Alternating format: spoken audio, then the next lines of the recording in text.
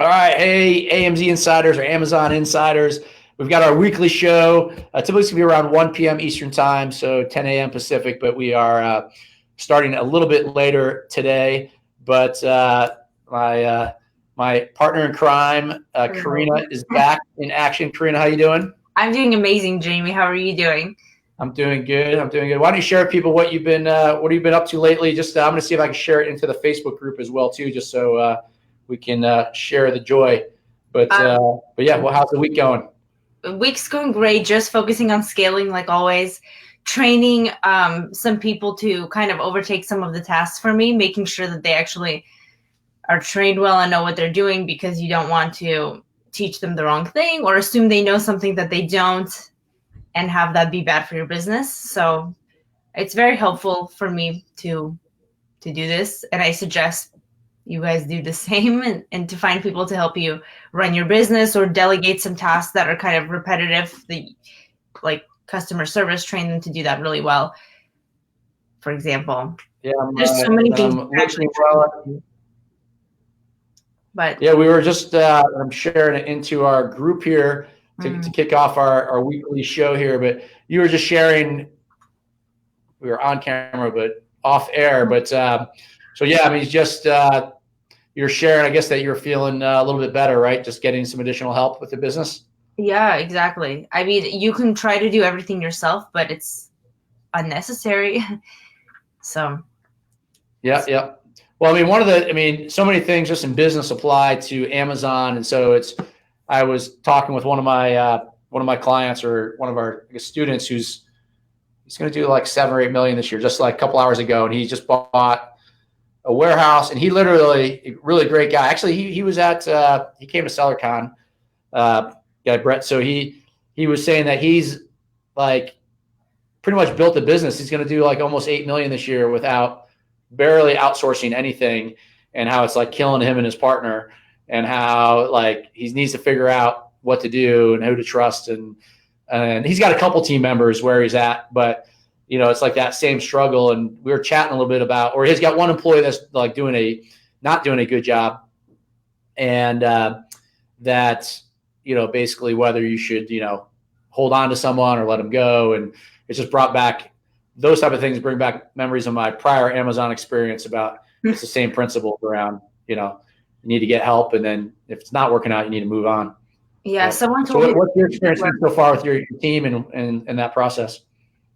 Someone actually told me, we were talking about this topic, like you need to learn how to fire quickly, because and not even just with Amazon, because I know a lot of business owners like that don't do Amazon, and they have the same issues. It's like that fine line between, okay, but now I have an employee, and it's kind of like unethical to just cut them off. But at the same time, if they're giving you more headaches than you had originally, than when you first started, then what's the whole point, right?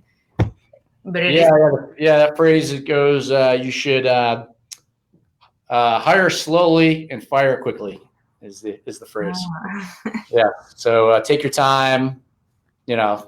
Obviously, once you feel good about somebody, but if you don't, in other words, don't hire the wrong person if you don't feel comfortable. And what I was telling a member of our group today in our discussion, I said, people had told me this, and I'd lived through this years, is when you do have to fire somebody, and sometimes it's hard because you've worked with people a long time, especially, in the Amazon world, you can outsource it. It's a little bit different, but sometimes people have people, in their physical location from a relationship standpoint. Mm-hmm. And even if they're a remote relationship standpoint, you tend to hold on to people because it's like, we've got this history and this, that, and the other. But usually what people find is, and what I found too, from running companies in the past, is after you let someone go, or it could be an agency you hire to help run your business. When it's not working out, you never say like, oh, I should have waited longer to let that person go. You always say like, oh, I should have done that faster. I waited too long, is what almost everyone says, because it's just, for most people, it's human nature, right? Yeah, I feel the same way in hiring too. Like when you need help with something in a position, sometimes it takes a while to find the good person, but you really want to find someone ASAP. But you're like, man, well, now that I have this, I wish I would have had it so much earlier. But yep, that's difficult. Yeah, totally true. It's good. It's hard. People are afraid to, it's hard, afraid to pull the trigger at times. And I know that feeling of, hiring people and, trying to be expense conscious of your business. And then it's also a trust factor of like, hey, can someone else do this, or do I really need to do this? And a lot of times as entrepreneurs, you believe that like I need to do kind of everything. And you almost can't envision, what other people can do for you at times, That was literally me for like a whole entire year. It's just, you have to force yourself to move into the other mindset of I need to chill out. It took a while for me to do that because there's just no way, right? You can't move on no matter what stage you're at, because you just showed me you have a lot of employees. I mean, I'm just kind of not nearly as many as you, but it all kind of stems from the same place of, Yeah, no, I totally agree. And just for people viewing out there, I know we're in our Facebook group here on the page. You can ask questions today too. Karina and I will I'll try to keep an eye, grab my phone here too in the Facebook group. If I don't see them on the screen here, we can, between the two of us, we can cover a lot of details or questions you guys may have, which is cool. And in future weeks, we've got some other people that are lined up to join, which I think will be pretty cool. So I'm excited about that. Otherwise, I'm going to hit Karina with some more questions. She may hit me with some questions, or I'm just going to impart some thoughts. What's that? I said maybe I should hit you with some questions, Jamie. Sure. Yeah, you can come up with any. Yeah. Yeah. What do you got? Let's see. How are you doing? What's your kind of new thing that you're working on? Yeah. So, Justin, this is why it doesn't really matter. Like I'd say maybe the size of the business or where you're at with the business. I think there's lots of there's advantages and disadvantages of having a smaller operation versus a bigger operation.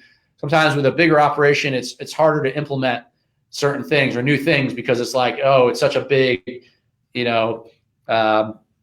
endeavor to, actually roll something out. Whereas if you're, a smaller operation, you're more nimble, right? You learn something, Karina, you can implement it, right? If you have time, in a period of, whatever, within a couple of weeks, let's say. So some of those things, and at the same time, they're just the same thing. So for us, some of the things like we talked about, like the chat bots is, common one, which is, leveraging it's like ManyChat and how to do it.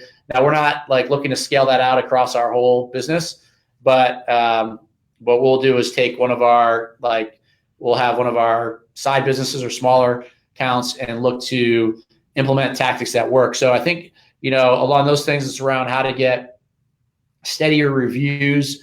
My buddy Dima, we talked about this, is, kind of every day as an entity trying to focus on three things would be focusing on how to improve the efficiency of your PPC, how to get more reviews, and how to improve your keyword rank. Right? Like in a nutshell, if you do those three things, like if you could do that with your business and you could truly like make those incredibly effective, everything else in your business is like whatever, because you're gonna crush it all the time. With those product, are very technical points too. Those are probably the most difficult, I feel like, for a lot of Amazon sellers, is really getting that PPC down, and of course reviews. That's inevitable but PPC is like, it's so different for every category, I feel like, with the ACOS. So it's really a fine art to know how to kind of curate it to your category, to know when you're not overdoing it, and to know that you're not like having the worst BSR because you try to lower your PPC or you try to lower To me, it's this balance between I'll call it short-term profits versus like long-term. It's kind of short-term versus long-term, right? Because you can short-term, you might be running your PPC, you could be at an 80% ACOS, right? Going, This is terrible. I'm not, we're not profitable here. We're losing money. This sucks. I need to stop this. And that might be the right answer. I mean, to say, yeah, that's too high. Or it might not be. It might be, it's pretty competitive. You got to break in. You got to kind of hold that line a little bit. It requires more investment. But once you break through it, because now you're getting the organic sales, and you look at the combination of your PPC sales plus your organic, now your organic is growing faster. But that's where, it's a bit of an art because and it's also a bit of a tolerance of how much capital you have because, for some people hey, I can't afford to sell through my first set of products or all my current products inventory at a loss. I need to make some money back to reinvest that. Whereas someone else might be able to say, that's fine. I'm playing a longer game. I know what we're doing here. And we're going to just kind of keep trying to break even or maybe lose some money even. And as long as the keyword rank is going up and my BSR, I'm getting that history, then we're going to kill it on the next round. Right. So yeah, that's a really, really good point. I think that definitely depends on a person's level in the business. If you're first starting out, it's very difficult to get into something more competitive and really know how to navigate that and have that stamina to tolerate a high PPC and to see all those losses. But if you're more experienced and you kind of know how it's going to play out and you know the market well and the business model, you're not as fearful to have a higher ACOS because you're going to stay at the top with all your past experience and make all that back and more.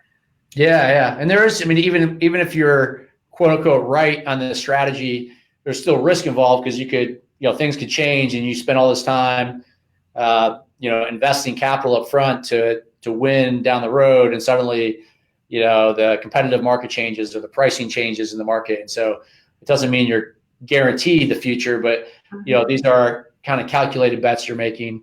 Of course, the better bet is hey, try to, run at a reasonable ACOS and, be somewhat profitable and along the way. And, that way you can de-risk it a little bit so that, de-risk. You're basically taking profit, as you're selling through your inventory. So that way, from that perspective, hey, you've got the cash back in your pocket. Because, as much as BSR and keyword rank, all those things are great. Those aren't dollars in your pocket, right? So that's kind of a strategy for future. Because obviously we know if you have a good run with a product, you can have several years with it potentially and do really well. And so that's why that upfront may be worth it. But like I said, it's a balance. And to your point, every category or product, the PPC market's different because of the type of product, how competitive it is. Whether it's brand focused or not, there's lots of little variables around that. So Jamie, what do you do to determine the longevity of a market? So you personally, how do you know how long it's going to last? If it's something worth kind of digging? Yeah, there's kind of the two extremes. There's ones where, it's like commodity or a lot of goods where, hey, they're not, grill covers aren't going away anytime soon. There's tons of endless products like that, right? They've been around forever and they're not going anywhere anytime soon. But, and that's probably the majority of products. And then there's the extreme fads, which is like the fidget spinners a couple years ago when those got hot, and obviously it was over in China at that time. And every manufacturer, even if they weren't in that space, was starting to produce those things. So it was just until people were paying outrageous price until it just totally crashed, and kids were like, "These are stupid. I don't like them." A month ago they loved them for $40. Now they can't believe why they ever owned them.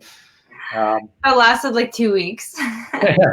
Yeah, it had a good run. I think it had 6 months run in there, but you should look at the Google Trends. That's the most dramatic rise and drop I've ever seen, probably from any product. Have you looked at it in Google Trends? Oh yeah, it's non-existent, and then it's. I wish I could screen share it. I would look it up, but it's a huge spike, a very, very thin spike. Yeah, and that's a very fast drop. Yep. That is actually, it's funny. I've never looked at it that way, but yeah. So that was just the extreme, examples. Then there's ones where, to me, those are too risky, right? We're not really into the Amazon business, or we're kind of believers in building brands because we're really into what we're going to talk about as well too in this topic, which is about selling your business. And you can't build really a sustainable brand for the most part around things that are flash in the pan trends, unless you're really in on it quickly and out. I know there was somebody who made a killing off the eclipse there. What was that? 2 years ago now, right? Those sunglasses. I mean, just like totally crushed it. Yep. Yeah, it made like, I think it made 7 figures, plus off of just in that one product before. I think Amazon, banned them for a while because there was concerns around the actual quality of the lenses and stuff. But anyways, there's examples like that. So that's stuff, we're not really interested in that. That's not that interesting to us because we're just not, we don't think that's our talent to time something like that and really get at it. But there is things that are interesting. I'll share one thing, like just this past week, Viral Launch, Casey Gauss, they shared something that had like, it was a report. We downloaded it. It was, I'm sure they have it up there somewhere. It's a ranking of keywords, the biggest delta, the biggest jump in keyword search volume for like, I don't know, the top 100 keywords. So in other words, what keywords were being searched, let's say last, I don't know how long ago it was, maybe it was 6 months ago. And then like last week, and I think they adjusted for seasonality type things, but which type of words what searches were now being searched at a much bigger volume than they were 6 months ago. Or maybe it was a year, let's say call it a year ago. So you take away seasonality. And so that was interesting to look at because like, hey, what are these new things that people are searching for that they weren't searching for a year ago? And, that could be like, it could be like environmental related, something, there's a new type of product, a new trend around that. Again, we don't consider ourselves experts. I don't consider myself an expert on it, but I saw some things on there. I was like, oh, okay, that's interesting. That makes some sense to me why that would be on there. And then, use that as a trigger to go check some other tools in terms of, product research. But how about yourself? What do you think? Other thoughts around that? Yeah. So I was wondering about commodities too. It's just such an interesting fine line, right? Some people try to get into that and they try to get into the fads and make a few quick dollars off of that. But it's kind of impossible to build a brand, like you said, around kind of fads, because you might make a huge sum of money if you time it right, but then you're done essentially at the end of the day. But that's an interesting tool. I haven't even heard of that feature that Viral Launch has, but that probably helps you catch trends early and be one of the few people entering a new market. For example, have you seen those silicone bags, like for food, to store food? Those were pretty big. It was a very new trend back like a year ago, and now it's just a total commodity. Everyone's doing the same thing. But what do you think if you get something like that early and kind of hold your rank up and be one of the first sellers and get that sales history with Amazon and kind of let's say like maybe like a 2-3 week start on reviews? Do you think it's possible for you to kind of hold your own in that market? Since granted, let's assume that it's a market that's going to evolve and stay for like a year or 2-3 years, but it will turn to a commodity of a market with a lot of Me Too products, Me Too sellers. If you are the trend catcher using that Viral Launch tool, in your opinion, do you think you have will you have stability there, or will you be kicked off by everyone else that's coming on? Yeah, no, I think it's a good approach. Honestly, like the cell phone accessories, right, which is and iPad cases, which is basically what we started with. Similar. That was an industry that did not exist, right? They didn't exist before there was an iPhone, right? But now it does, and it's continuing to grow. Now the reason why it hasn't become completely. In some ways, it is. If you just go buy cases to resell, you can get these to resell. Most sellers will get crushed trying to do that. 99 point. Only Jamie doesn't get crushed with iPhone cases. Let's be honest. Well, the thinking around it, or the point around it, is that you have to be, and my partner Brad will talk about this. He basically thinks of us as a product development company when it comes to this stuff, because it's really around because there's very good competitors out there that really do well, and so for us to compete at that level, it's really about, can we innovate? Can we develop new products? Can we do different stuff? We were just like, yeah, we're kind of a first mover, and here's just a case that fits, and there's nothing else to it. Then it is a commodity, and then we wouldn't be able to compete in this business. But then if you have the ability to, like, well, here's different styles and different colors and different function, different ways. So even whether it's in any category, you want to have some vision that you think of what else you can do within the space. It would be my take, just because, like, I don't necessarily want to go into a category Because I really do think about, the ability nowadays to sell these businesses that if you go into into a business without a kind of a vision of being able to build a brand, for us, it's like, well, that's where you're going to make most of your money, is when you sell the business. So we're not that interested in something that's going to be short term. We're going to be out of it. But yeah, no, if you think like in that space, what I would want to be doing is like, because like stuff like that, that's kind of environmental friendly, right? It's kind of what in other words, instead of getting plastic grocery bags or whatever, right? Or grocery stores are charging people to instead of using like the plastic Ziplocs, they would use the silicone one, and then they can rewash it. It was that. So it's okay. Yeah. So again, to me, it's like that makes sense. And then it's like, hey, what else, in that category could I build a brand with, and become. Again, you don't have to become like this super famous brand, but can you become this micro niche brand that people are like, oh yeah, this company that Karina runs does like, she has like 8 different products that are all like, these are all really nice and cool, and I like, or they got different combinations of she puts together with the silicone bag with this other thing and this, that, and the other. To me, that's like, okay, that's something. If I was just going to be, or you have a variation on the listing, if I was just going to stand alone as a standalone individual, like, just you're going to die. Doesn't matter, at some point. It's just a matter of when, not if. So if you build a brand within a commodity, you can still have success if you catch it early.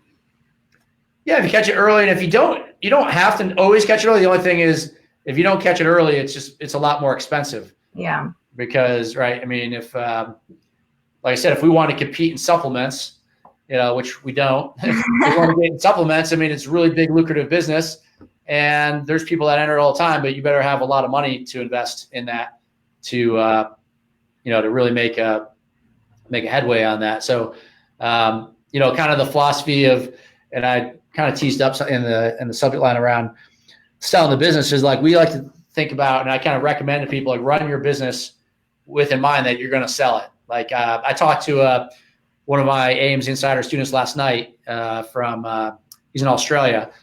And so it was, what was it? It was 8:30 in the morning for him, and it was, 6 p.m. here or something like that. But he basically launched the business less than a year ago, and he's got it doing 100 or about 80 grand a month. And his goal is to sell the business in the next 12 months. I'm like, that's pretty good. So, I mean, he's only been doing it for 1 year, and he's only wants to do it for 1 more year, and he wants to sell it. I'm like, that's pretty good. But with that mindset, that does force you to do a lot of good things about like hitting goals, or how you manage the business, or your accounting. There's a lot of things that forces you to run your business better. Even if, I told him, he's like, do you think that's a good strategy or not? I was like, of course the answer is, well, it's not a bad strategy, but it depends too. Like, it may not be worth enough money for you in 1 year that you want to sell it.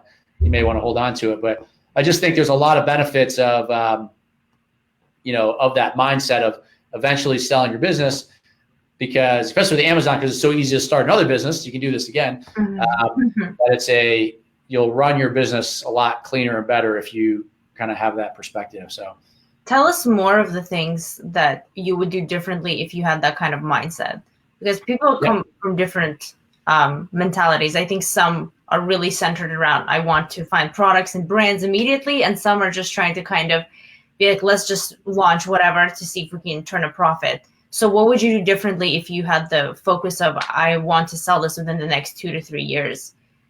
Yeah. So the good thing about, if you're thinking about you want to sell, it means you're trying to get someone else to want to buy it.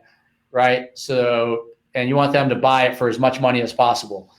Right. So in other words, and what causes that, you're kind of working backwards, is that means that person is excited about running this business, or excited about the prospects of this business compared to other opportunities, other businesses they could buy. And if you go to like empireflippers.com or one of these sites, you can go on there right now and you'll see there's FBA businesses for sale for, $900,000, $1 million, $1.5 million, $2 million, $3 million bucks, all right there. People are doing this. This is not, make believe. And so with that in mind, when someone's buying your business, there is essentially what happens is kind of like a due diligence period. They're trying to comb through the business or they have someone else combing through the business to try to find holes in your business, because they want to, one, try to catch, they want to understand if there's something going on, like were you doing any black hat stuff, were you artificially spiking sales that they're not going to be able to maintain. And so they're not going to be able to get that same success. So they're trying to they're trying to poke all the holes in that. And so, or because they may want to just pay you less for the business. So they're like, we know you did blah, blah, blah. And you're like, no, I didn't do that. Because they want you to, admit to something, so it's kind of like a little bit of a grilling to that. But, essentially you want to have your ducks in a row as much as possible. So, some of like the less sexy stuff, like, the accounting of your business, do you have financials, do you have actual, real accounting done on your business? Or, certainly if you haven't had it done, you want to have it caught up. Sales tax. Sales tax is very kind of debatable, controversial topic, right? Without question, how you should handle it. Different states, including the state you're in, is a pain in the butt about this. Actually, they're the biggest pain in the butt, California. Yeah. But there's all these dynamics out there. Like we had to pay California a big chunk of money for the sales tax. So there is like on that one, that's a whole separate topic. But like you want to make sure that you usually have your home state where you're operating out of, and your as a minimum, and then from there you can get more. Again, there's different additional steps you can take to kind of cover sales tax with Amazon. And then there is like your business itself in terms of like your how clean is your business? Some people think like, oh, when you launch your Amazon business, if you're going to go sell it, you want to show them that you sell on Walmart and that you sell on this site and you do over here and over here. Well, there's some people that buy Amazon businesses. Like there's now entities popping up. They're just looking to buy multiple Amazon businesses and stack them all together. They don't want that. They don't want Walmart. They don't want you're selling on eBay, because that's like complexity. All they want is they want Karina's brand for Amazon, and they want someone else's brand, and they want to put them all together, a bunch of Amazon FBA businesses that they can then, run and try to sell down the road. So don't, sometimes simple is better. Along lines that people don't necessarily, they don't want like hundreds of SKUs. Like we were just talking about, they don't want, I was selling fidget spinners for like, 12 months and now that's dead, but now we're selling a little of this and we're selling this and this and that. They'd rather have like a handful of SKUs that are winners. Like, maybe a few that, no one always has 100% success rate, but that they would love to buy, a business of yours with 5 good, healthy SKUs that are really, or ASINs that are really doing well than, stuff all over the place that's more complex. So what do you think about building a brand? Kind of people call it, do you even qualify it as a brand? Like a general brand where they have a bunch of different categories, say pets, beauty, home and kitchen, garden, but let's say they're all selling really well. But then we name it as something super random, something generic that doesn't. Yeah. Do you consider that a brand? And is that something that is sellable, or do you think it has to be in the same niche, like your accessories or beauty for me, things like that? It's a really good question, because my first answer to come to mind would be to say like, no, I don't consider that a brand. And my first answer would be to say like, it's not really sellable as a brand. But then I'm like, well, be careful, because, if it's generating X cash flow, there's, as long as someone's willing to buy it, there's potential to do it. But I would not recommend that. The way I view that strategy you described there is more of a pure cash flow play that, hey, you're trying to generate cash as much as possible, but it's going to be harder to break that off. But, as I say that, there could be someone else who looks out there and goes, oh, man, this thing's generating a lot of money. I think it's a little bit tougher. I think just more and more as Amazon goes, it becomes tougher and tougher. So example, like your Amazon store, you're going to advertise your brands in Amazon. Well, you put your brand up there and it's got a bunch of it's a big garage sale of stuff. It's like, it's hard for you to compete. Let's say I have a bunch of different stuff, and you've got, the brand that you sell in, is coherent and everything else. And I'm up there with my one item that competes with you. It's like, maybe I think I would have a hard time really sustaining that. If I was going to do that, I would probably do like, let's say 2 brands where I was building separate brands, and maybe I'd have like a catch-all brand. It's like.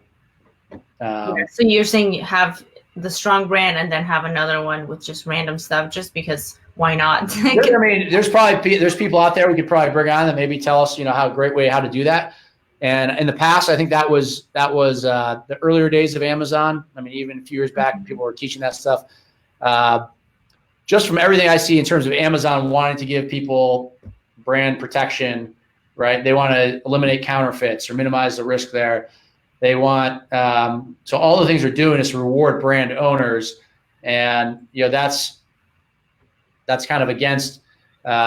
You can't really build a coherent brand, and like I said, like Amazon stores or sponsored ads, or brand to advertise your brand. I just think you lose the more and more. It's going to be harder to compete with that. But like I said, if you had something like that, because it goes back to the earlier conversation, if there's like a hot trend and you want to jump in and out of it, and you don't want to take the time to get trademarked and build out the brand. Trademarking all those products too. What's that? I said good luck to the people that try to trademark all those products into one tramark. That's going to yeah, they're right. It's hard for that to hold up longer term, or if it was challenged down the road, because you're I'm with you. So yeah, that's my take. We're just kind of we are very big believers in brand building. And again, and I keep always saying this, the reason why I say I love talking about the selling perspective is just because, is like, and Karina, I know you're doing a good job building your business right now. It's like you're building it, and you're making, you may be profitable, you may not be in certain periods of time of the business based on how much you may be profitable from an income statement standpoint or a P&L standpoint, profit and loss, but from a cash perspective, well, you may be taking that money and reinvesting it back into your business, right? You're investing back in your business. So the reality is you're not taking any cash. When you sell your business, you get the cash, right? That's the biggest cash windfall. If your business is good, it's by far your biggest cash payday of any time you ever run your Amazon business. And so that's why, you want to, and the value of that, what people really are buying is they're buying your brand. I mean, they're buying your brand, established brand. They're buying a track record on Amazon of success. And then kind of separately, they're buying your actual physical inventory, whatever amount you have. But that's really what they're buying, right? They're not, this is just an online internet business. It's not like, they're buying your real estate or anything else. They're just basically buying the rights to continue what you started. To surpass all that difficult launching and getting that reputation and all that rank with Amazon. Yeah. I mean, some people, I had another person who joined my the AMZ Insiders a couple of months ago, and he's in San Francisco. Yeah, he bought. He didn't have a business, but he started the program by buying a business for like $150,000, and he bought he's a pretty successful guy in real estate, and for a long time, and he bought the business to build with his son. I think his son's in college, and so he's like, "Hey, we're going to buy this thing." And because he doesn't want to start from scratch, he wants to start with something that's already working and then build upon it and learn how to do it, which is like any other business. Some people don't want to start it from zero. A lot of times from 0 to $1 million is like the hardest part of the whole thing, right? And so some people are good at that, some people are not. And if you're good at it, I know you're into $1 million here, right? I mean, I should be pulling you back up there. Bam. It's me. Into $1 million, right? If you're good at going, building a brand from 0 to $1 million, that's a really good skill set, and you can basically sell that to somebody all day long who is not as good at that, but would gladly take the business. Hopefully, is better taking the business from $1 million to $5 million, right? Yeah, and I mean that if you sell the brand, that's pretty good. Do you know what the average selling point is? How many times more than like 3x, 5x? What's the average that people usually buy a brand for? Yeah, so you kind of hit it on the nail of the head with the first statement. Was I was just reading a comment. Someone jumped into our comments to spam us with their I can kill that. But the 3X is probably the average, like 2.5 to 3X, which isn't like that in itself isn't that high of a number. Like it's relatively low, but I guess if you want to buy a business, you could say it's low. It's not as high as like a fast growing software company or that kind of stuff. But the beauty of it is you can, how hard of it, once you sell your brand, is it for you with your expertise to then create another one of these and then do that again and sell it for cash. Now, that's a starting point. I'll say that's a starting point. That's like call it like an average, but it can be more or less than that. Like I talked about earlier, that they're going to try to like poke holes to, the buyer wants to pay less than that, right? They want to pay 2.5 times or 2 times or whatever. You as a seller want, 4 times. 7 times. Yeah. So like my buddy David, he sold his business. He combined it. He had 2 different brands, 2 different accounts. He combined them together and was able to get, I think he was able to get like a 6 multiple for his or something. Nice. But it all has to do with the story, with the belief of the next person. Like, oh, if I buy this, I have so much potential. Like this could really be, I could take this international. I could grow here, and so this is a good deal at this price, right? It's just like selling a house or selling anything. The business is worth whatever someone's willing to pay for it. But you're in a marketplace, so yeah, that's around. I'd say three times is the average. And again, you can go to, I said Empire Flippers. I mean, I don't endorse them or anything, but if you go, that's a good example. You'll go up there and you'll see what people are, how much sales they have. They'll share how much earnings they're making and what their ask price is for the business. So it's kind of a starting point for the negotiation. Nice. And then, so when people sell their brands, what do you think that the next step is for them? What's a good, I know this is such a broad question because everyone is different, but let's talk from the mindset of they keep wanting to reinvest into businesses and for maybe personal experiences or things you've heard. Do they usually use that capital to invest into a new Amazon business, or do they just go off the Amazon grid completely and start other ventures? What's the goal with selling a brand usually?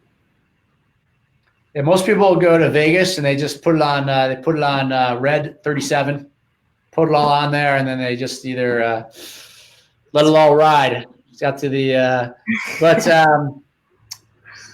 no, yeah. So I mean, I again to that question, like you said, there's different examples. I've heard of. There was a guy in our guy Jim in our group here. He watches. I know he checked this out last week. He's a great example. He sold his business in. Jim, I forget, I think maybe 18 months. I mean, Jim had a lot of experience in retail before Amazon. He got into it. He did it, I think, in less than 2 years. Yeah. I think he started, I want to say September and of maybe 16 and sold in the summer of 18. So like less than 2 years. So I know we had him on a podcast, but he shared, basically he was doing it. His plan at the time, I think, was to go into a different opportunity that not back into Amazon FBA, but it was another like merch by Amazon or something like something related that he thought was interesting. But I think he got into it a little bit and then he said like, I don't think this is a good fit. I don't think I want to do this. And then he got back in, but he had the time that, kind of, we call it in big corporation deals. There's these deals like where someone's on a deal, like you're the CEO or CEO of a company, then you do this deal, and then it gets sold. So you get your big payout, and they call it like you're on the beach. So you're on the beach for X period of time, like 6 months to a year, maybe 2 years, and you're figuring out what you want to do. You'll come across people that say, "Oh, I'm an angel investor. I invest in businesses," and a lot of times. So it's all different things. I mean, I would say with Amazon businesses, I would say. One is it could be a strategy up front. Like, so you're like, my goal is to run this because if you run a business for 1 year or 2 years and sell it, typically you're not going to be like, that's not going to be enough money. To be on the beach for a year. Yeah. To be on the beach, like to be like, I'm now an angel investor and, I've got FU money, blah, blah, blah. It's going to be, but if it's part of a strategy, like I'm going to do this like 3 or 4 times. And if 3 of the 4 I build are successful, and I sell 4 of these businesses, then like, ooh, that can be, that definitely you could like say, yeah, I'm done for a while. I'm on the beach. Yeah. So, so there's that aspect. There is, yeah, so there's people that get out of it and they do it again. Like, hey, I went through all this hardship. I did everything else. I'm taking cash off the table. I'm now going to take a third of the money I made and put it into another Amazon business. I'm going to take a third and, save it, invest. I'm going to spend some money on myself to upgrade my lifestyle. That's kind of, I would say the reality of it is what I see.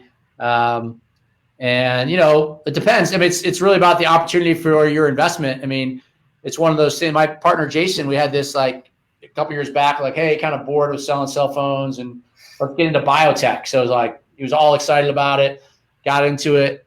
And Tony says, loves the beach. Yeah. But got into it and it was like, oh man, this stuff's really hard. Like there's some like unscrupulous people where we lost some money. Amazon was a lot better. We like Amazon better. Boom, let's go back to Amazon and keep scaling the business. So, for some people it's, obviously depends where you're at with your life, where your age, you are, what you're looking to do. But, I think it's trying to figure out what's the next best thing for each individual. But like if someone thinks they're really good at Amazon business, want to keep doing this as a strategy, they can do that. But, or you may partner with other people in a business, your next business. You may say, hey, I've got this expertise. I've already sold one of these, and you may raise, a good chunk of money to have other people do this with you. So you don't have to put as much money as you're in because you're like, hey, I've got this expertise. Last time I didn't even have this expertise, and now I do. So, that I'm worth more next go around. So what are you gonna do, Karina? What are you gonna do when you sell your business? Well, right now I'm at the stage where I really like the cash flow aspect of it. The thought of just having cash flow stop is a little scary to me. So I think at this point in time, I really prefer the scaling aspect and seeing kind of numbers go up and continually rolling in every few weeks. I like to see that growth, and I'm still at that process. I don't foresee myself selling it in the near future, just because I'm really enjoying the growth aspect. But like I mentioned, I've started to really focus on building other brands as well now. I mean, I really enjoy building brands personally. I'm not looking for those commodity items or kind of like a quick money thing. I really want to make it kind of a story and a really high quality product and something I can expand with other things. And I think that's going to have the most stability and, in the future, if I do decide to sell that. But right now, like I said, I'm really focusing on just raising that revenue, raising that cash flow. And I really enjoy the whole process of that. Yep. Mm-hmm. So that's cool. And while you're doing that, you can have that same, I'll call it kind of healthy perspective of, hey, someday I'm going to sell this. So how do I run the business? Yeah. It doesn't mean you run the business differently necessarily. Just like, hey, you run the business responsibly, still while even if you're not looking to sell it, right? Exactly. Hey, so with this whole expertise in Amazon and like hundreds of thousands of people, literally hundreds of thousands of private label Amazon sellers, what do you think is the future of Amazon? Do you think that there is a risk of investing so much of your expertise in one field? How do you foresee Amazon turning out in, let's say, the next 5 to 10 years and everyone's future within Amazon? Yeah, I think it's the real future is hard to tell. I think it's, I'm definitely very optimistic on it. I just think it's like, it'd be like the car industry back when the Model T was born. People like a few years into it were like, yeah, the cars are done, right? It's like, well, no, this is going to be generational. The opportunity in space. And the way I view it too is just, your own expertise, education, kind of being on the forefront of information, whether it's Amazon or e-commerce or just digital marketing or stuff like, Facebook ads. So the more that you can have kind of access to information, you can kind of get a feel for where things are going a little bit. So as things change, you can adapt, and you can be ready to kind of change. So there's no guarantees where things will be, but that's my take. It'll be interesting. I mean, Amazon, of course, will continue to evolve. I mean, look at Facebook or Instagram, 3 years ago, and how things, Instagram borrowed a lot of things from Snapchat, versus different platforms. So they evolve so quickly, and then Amazon will kind of evolve some of these features into Amazon. And so that can change. But, the idea of, it's still, in terms of total commerce, it's less than 20% of total commerce. And so, I mean, there's massive ways to go still in terms of things moving from offline to online. So, I think it's positioned really well. I mean, people talk about like, oh, Amazon's been killing, the mom and pop shops and killing this. Well, it's really even killing big retailers. The reality is Walmart and those guys already kind of killed a lot of the mom and pop shops. What's going on? A long time ago. Let's be honest. It's not because the new mom and pops are the likes of you and tons of people out there, right, that are now as small entrepreneurs, or small meaning, and you don't have to have massive teams to start with. There's hundreds of thousands of people that are now creating businesses and entrepreneurs, real brands, everything else that are online. You just don't see, people don't walk by and see your store every day, physically, but you're out there, working hard and building your brand, and thousands of others are. So, so I think it's pretty cool. I mean, it's just like there is, we go to these conferences and everything else. There's entrepreneurs the world that are, you've got to do it the right way, and you've got to actually, think about like value principles and how you're going to add value to the market, and the things you said, like building real brands. And if you're doing those things, then I think it's incredibly scalable, right, in terms of what you can do. And I think that will, continue to be a great opportunity for lots of people. And if you're in it, as most people are with Amazon, you kind of adapt gradually to all those changes. So that's a good point that you said. It's not just something that's going to change like that, and then you're like, I don't know what to do. But you see what the direction Amazon's going, you kind of change your strategies and you dynamically flow with it. Yeah. So hey, one more question for you is, you were talking about this, you kind of not selling your business because you said you kind of like the cash flow aspects of it and all that. A lot of let me ask you this, a lot of people struggle with cash flow with the business in the first place, as they're building the business, because they're like, feel like they're always inventory. But how do you balance the cash flow to take money out for yourself personally versus reinvesting it into the business? I guess it's just all personal, right? It's like, how much do you want to take out? How much you want to reinvest? I'm at a stage where I'm really trying to grow. So everything is kind of centered around my business. That's my priority, and I'm really focusing on that. And then I have quite a good profit margin too on a lot of my products. It's kind of, so I can kind of afford not to be kind of in scarcity where I have issues with cash flow, where I can reinvest it into inventory or other products. And I was kind of fortunate in that, and in the way like my first few products, I was able to create them with like a premium feel and find good suppliers. And I think that really helps, because if you go with a few products that have a lower profit margin, you have to really be more aware of all the kind of anything new you want to try. You have to be more, more scarcity. You know what I mean? Like, okay, if I want to spend more on PPC, how's this going to affect my margin? And although you can just have a product with good margin, when you try to experiment, that really cuts into your margin. But if you have a higher margin, then that's okay, because you still have cash flow for yourself and you have cash flow to reinvest in other things. So that's been really helpful for me. But again, it's all kind of centered around the business for now. Yep. Tony asks, how many products would you suggest a beginner to start out with? What do you think? Me?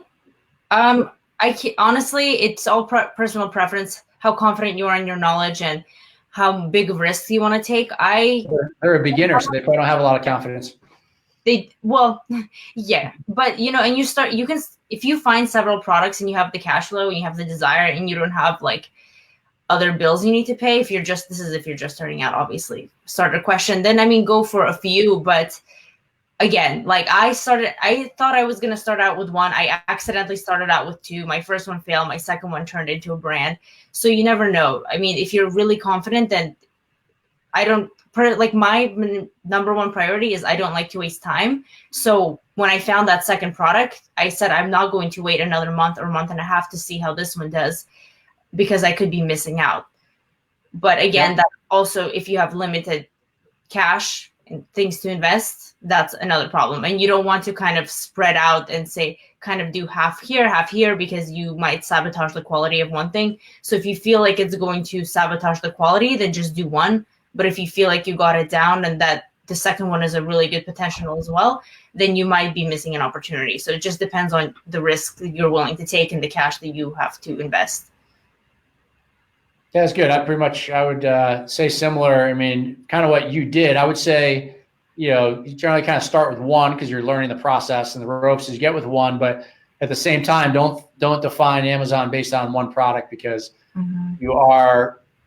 there's ourselves too. We launch new products. We don't hit home runs with every product we launch. We have successes, we have duds, and there's a lot of factors in play. But obviously we're putting the odds in our favor by having a level of expertise and a process and everything. But if you just have one product and that product doesn't do well, like if you had your first product and didn't do well, you'd quit and you'd be in med school right now. You'd be bored of that. You'd be preparing for the USMLE prep. But, when I saw this opportunity, I knew it's just like, no matter how many products that would fail, I just knew that this is something that worked. And you just have to have that type of confidence because no matter how much you do your market research, no matter how many keywords you analyze, how many competitors you study, you never know how something's going to sell until you're actually selling it. Because like you said, there's so many factors that just externally looking from it and even using softwares to analyze the data, it's never 100%. There could be something you unaccounted for or just X amount of reasons, but that doesn't mean that's how every single product is. There's so many opportunities and things that can do well. You can't just stop because 1, 2, 3 things fail. Yep. So you got to balance that initial spend so that you don't die of financial starvation before you can get to the second product and third product. So just, be smart, but that's why I invest in the learning up front because the learning is so critical, right? Because like we talk about selling your business, but if you sell your business, you're not selling your person. You get to retain your knowledge, right?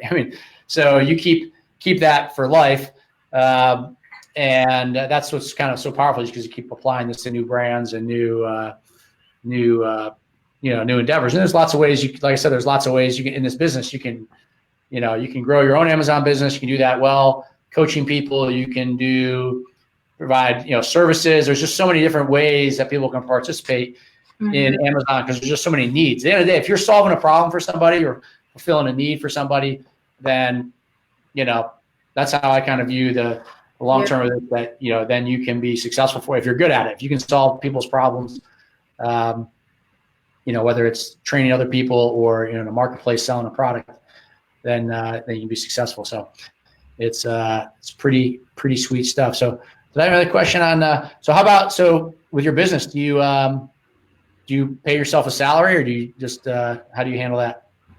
Oh, I have to, right? Otherwise, what am I going to do with my life? How do I survive?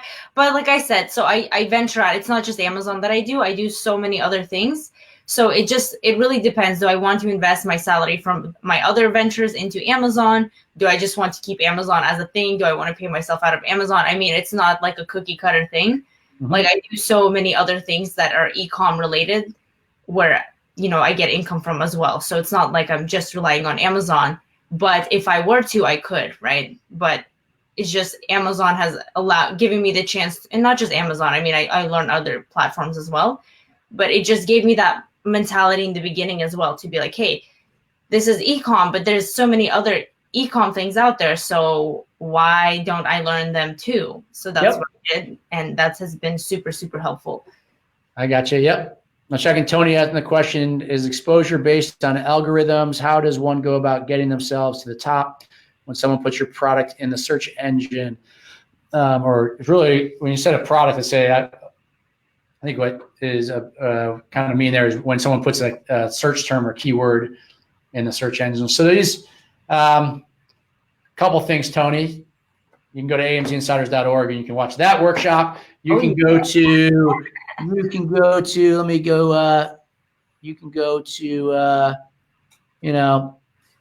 sure you go to Karina's YouTube channel. She's got tons of channel, right? What's your YouTube channel? Into a Milli. If you put Into a Milli into Instagram, Facebook, YouTube, I will pop up. We can't avoid you? You cannot avoid me.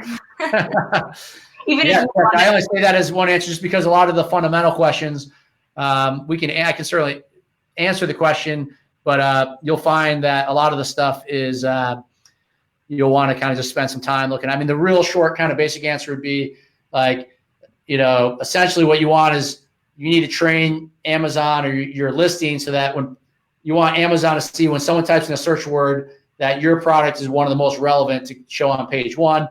The short answer how you do that is there's different ways to get people like to do what we call the search, find, buy method, which is you get a group of people to basically search for your product with a keyword that is relevant.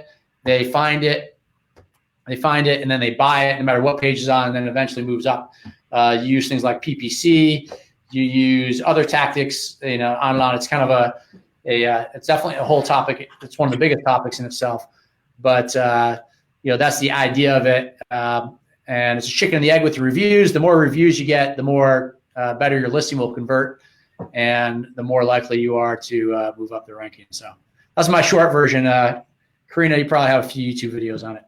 Oh, yeah. There's definitely so much with general questions like that. I mean, we could probably rant for an hour with all the logistics of how it goes down. But that's why YouTube's there. You have a course, right, Jamie? I'm sure you cover everything in a lot of. Yeah, I just tell people if you go to my free workshops at amzinsiders.org. So if people watch that, I cover a good amount in there. So we do that. We do work with people. We got several hundred people that we coach actively as well too. So that's good. But really, like there's, I always like for people that as a starter just to kind of check, again, you check my workshop, amzinsiders.org, or check things like Karina's sites. And again, you work with people individually. I think individually, right? Is that how you're doing it? Mm-hmm. So it's cool. Yeah, it's good. So there's lots of, like I said we have an abundance mindset with this stuff. We do. Yeah. Which is cool, right? Like with different people we meet in the conferences and people getting after it. It's like, I had someone that's going to come on, do a train a few weeks. He was like, I don't know if you probably want me on because I do, a course, this, that, the other. And I was like, no, man, if you have expertise in an area that I don't have, then if you're adding value to people in a way that I'm not, then you deserve to be rewarded for that, right? Like that's how this thing works. And abundance. Yeah, yep. But and it's good, and you learn yourself too, right? You're talking to someone else that you're like, oh, yeah, that makes sense. I think I want to prioritize that for my business, or you may not. So exactly. But well, that's pretty good stuff, Karina. I think we covered a lot kind of around the selling the business mindset. I know in future weeks we're going to have a couple of guests that they could join next week. Our buddy Dima is I say our buddy because you'll be buddies once you meet him. Is vacationing out in Europe somewhere, in I think in Turkey. He said he's going to Ukraine tomorrow. He said he might come on next week. We got a few other people. What's that? If the internet is strong enough. Yeah, that's right. Exactly. He's he's probably out partying too much that he can't join. But this was cool. Like I said, we'll keep teeing this up. We're right about coming up on the hour mark, so we'll probably keep it usually 45 minutes to an hour. But this was fun. This was good. You don't want to be on here the whole day, Jamie? I know. I just would just love to in my office. I haven't even had lunch yet. I got to go get some tacos. It's no, it's not Taco Tuesday. Lunch. I haven't even had breakfast. We're on different time zones. That's true. It's true. So awesome, Karina. So good stuff. So again, said check out Karina's channels there. Her Instagram. That's really Instagram and YouTube are your two big ones, right? Yes. Yeah. Do you know any other platforms that I don't know about? Like what am I? Snapchat. Yeah, No. Pinterest. You could have pictures. Yeah. Pinterest. Obviously, Facebook. Facebook pages. Some people. I have a Facebook group too. Yeah. Oh, there you go. It's into Millie everywhere. I'm there. All right, cool. So all good stuff. But yeah, you guys can hit us up with questions. I know the one we did last week. I think it had 1,700 viewers had like 40 comments. So we'll continue to again kind of continue to upgrade the format here. But again, the goal is to add value to the group. We got 25,000 people in this group, and it's more than an entire basketball arena, more than the Staples Center I think holds. out by you out there. So it's a lot of people. So if you guys, we just ask you guys to engage, ask questions, and we're going to bring on some great guests, and then check out our stuff that we can help you out with as well. So yeah, good stuff, Karina. Have a great day. You have a great day too, and great day to everyone. All right. Bye-bye. Bye.